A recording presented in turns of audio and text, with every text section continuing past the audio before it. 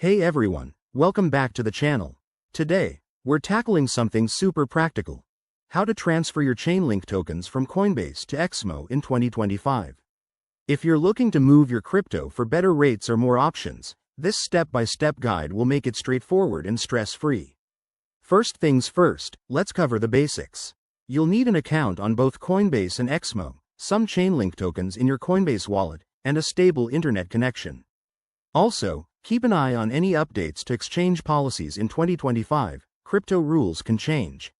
Alright, let's dive in. Step 1. Log into your Coinbase account. Head over to the dashboard and navigate to your wallet. Find your Chainlink tokens, it's usually under the Assets tab.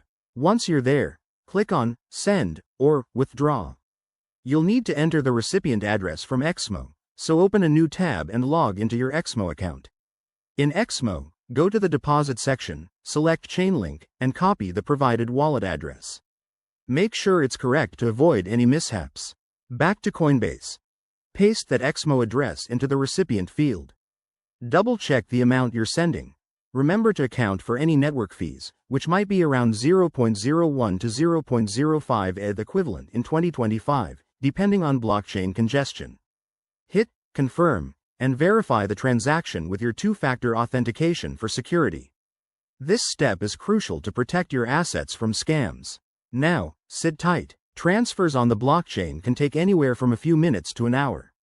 Once it's done, check your XMO account under the Wallet section to confirm the Chainlink has arrived.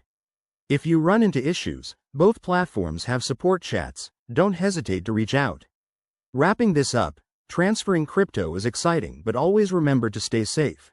Use hardware wallets for big amounts and never share your private keys. Thanks for watching. If this helped, hit that like button and subscribe for more crypto tips. See you in the next video.